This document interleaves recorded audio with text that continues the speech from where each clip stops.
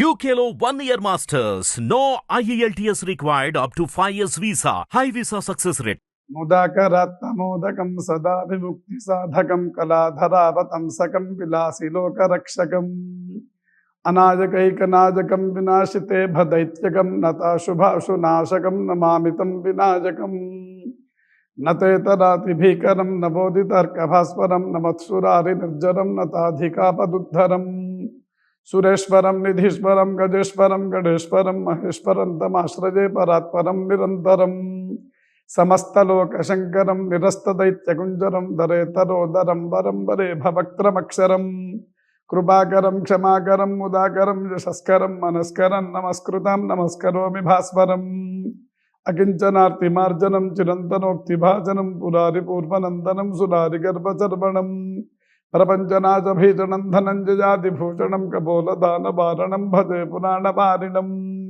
నితాంతకాంతదంతకాంతిమంతకాంతకాత్మజం అచింత్య రూపమంతహీనమంతరాజకృంతనం హృదంతరే నిరంతరం వసంతమేవ యోగినాం తమేకదంతమేపతం విచింతయామి సంతతం మహాగణేశ పంచరత్నమాదరేణ జోన్మహం ప్రజల్పతి ప్రభాతకే హృది స్మరన్ గణేశ్వరం అరోగతాం అదోషతాం సుదాహితీం సుపుత్రతాం సుమాహితాజురష్టభూతిమభ్యుపైతి సోచిరాతు.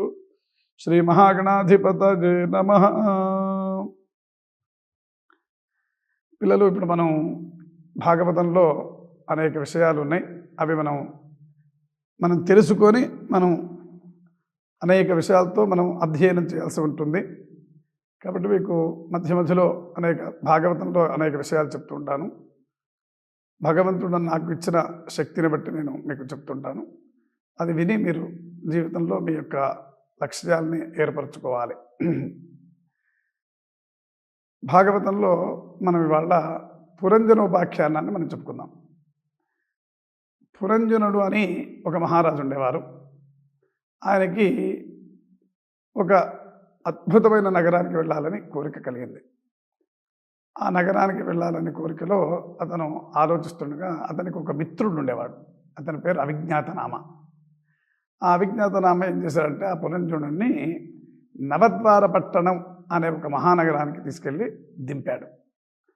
ఆ నవద్వార పట్టణం అంటే మన దేహం, అంటే మనకు నవరంధ్రాలు ఉంటాయి.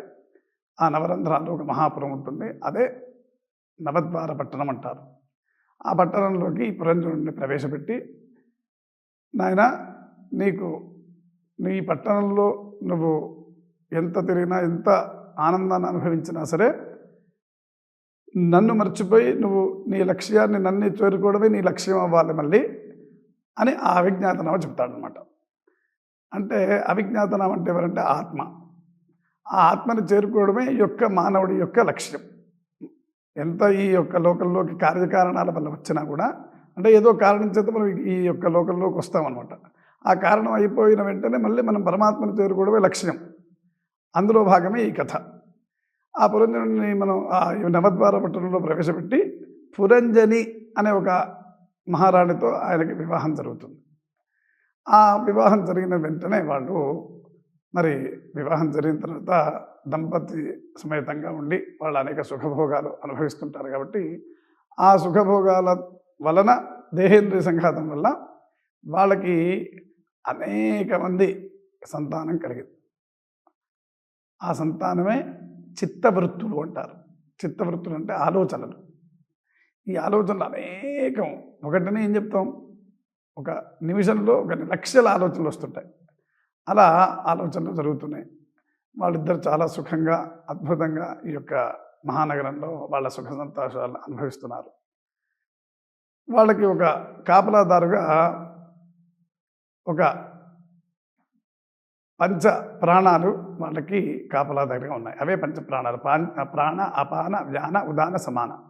ఇవి వాటికి ఒక పాము పడగలాగా వాళ్ళకి కాపలా ఉందన్నమాట. సరే, ఈ పురంజనుడు వెళ్ళి ఏదో ఒకటి తీసుకొస్తున్నాడు.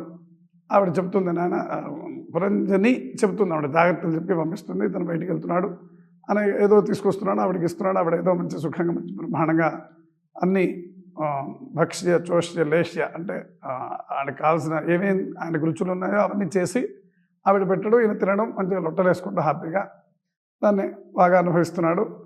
ఇలా కాలం గడుస్తుంది. అనేక విషయాల్లో కోరికలు అన్నీ తీర్చుకుంటూ కొంతకాలం గడుస్తూ ఉందన్నమాట. ఆ గడుస్తున్న సమయంలో మరి అతని మిత్రుడు అవిజ్ఞాతనామ చెప్పాడు కదా, ఆ విషయాన్ని మర్చిపోయాడు అతను. మర్చిపోయిన తర్వాత కొంతకాలానికి మరి కాలంతో పాటు వయస్సు కూడా వస్తుంటుంది కాబట్టి ఆ వయస్సు చివరికి వచ్చేసరికి చెండవేగుడు అనే ఒక అతను ప్రవేశించాడు ఆ నవద్వార పట్టణంలోకి. చెండవేగుడు అంటే ఎవరంటే ముసలితనం. ఆ ముసలితనం వచ్చిన తర్వాత ఇంకా అప్పటికి ఈ యొక్క శరీరం సహకరించదు. ఆ సహకరించని సమయంలో దైవధ్యానం కూడా తోచదన్నమాట. ఆ తోచని సమయంలో అప్పుడు చెండవేగుడు వచ్చిన తర్వాత అవిజ్ఞాతనామ వచ్చిన ఆయన, నీకు ఎప్పుడే చెప్పాను కదా, నీ సుఖభోగాలను అనుభవిస్తూ నన్ను మర్చిపోకని చెప్పాను కదా, నువ్వు నన్ను మర్చిపోతున్నావు, నువ్వు జాగ్రత్తగా ఉండు అని చెప్పాడనమాట. ఆ చెండవేగుడు ఎప్పుడైతే ప్రవేశపెట్టాడో ఈ పురంజని కూడా బుద్ధి కూడా పనిచేయడం మానేసింది. మనస్సు సహకరించట్లేదు, శరీరం సహకరించట్లేదు. ఇతను మళ్ళీ దాన్ని అనుభవించకుండా అలాగే తను ఇంకా దేహాన్ని విడిచిపెట్టవలసిన పరిస్థితి వచ్చింది. ఈ పరిస్థితి వచ్చిన తర్వాత ఇంకా అవిజ్ఞాతనామ ఆత్మస్వరూపాన్ని ఎప్పుడైతే తెలుసుకోవాలని నీకు అనిపించలేదో, అంటే నీ లక్ష్యం నువ్వు మర్చిపోయినావో, మళ్ళీ ఈ యొక్క సంసారంలోనే నువ్వు తిరిగి మళ్ళీ జన్మించి ఇక్కడే తిరుగుతుంటావు తప్పితే నువ్వు అంటే ఒక ఎలా అంటే ఒక మనం ఏదైనా ఒక ఎగ్జిబిషన్కో లేకపోతే దేనికన్నా వెళ్ళినప్పుడు అక్కడ పిల్లవాడు తప్పిపోతే అక్కడక్కడే తిరుగుతుంటాడు కదా, అలాగా ఈ జీవి ఇక్కడిక్కడే తిరుగుతూ ఉంటాడు. అలా కాకుండా మనం చిన్నప్పటి నుంచే భగవద్ధ్యానం, భగవంతుని యొక్క స్మరణ, అసలు మనం ఏ కారణం చేత ఇక్కడ జన్మించామనే విషయాన్ని తెలుసుకొని మళ్ళీ వాడు ఆ పరమాత్మను చేరుకోవడానికి ఏం చేయాలి అనే విషయాన్ని వాడు వేదంలో చెప్పబడ్డ విధంగా విధి నిషేధాలను తెలుసుకొని వాడు మళ్ళీ ఆ పరమాత్మను చేరుకోవాలనేది ఈ పురంజనోపాఖ్యానంలో విశేషాలు. ఇందులో అనేక విశేషాలు ఉన్నాయి. ఒక్కొక్కటి చెప్తూ ఉంటే అది చాలా సేపు పడుతుంది కాబట్టి క్లుప్తంగా మీకు పురంజనోపాఖ్యానం చెప్పాను. ఈ పురంజనోపాఖ్యానం వల్ల మనం తెలుసుకోవాల్సింది ఏంటంటే, మనం ఈ శరీరం యొక్క స్వరూపం, ఈ యొక్క సుఖభోగాలు శాశ్వతం కాదు, ఇవి అనుభవిస్తూనే మనం పరమాత్మను తెలుసుకోవాలనేది ఇందులో నీతి. ఇది కథ.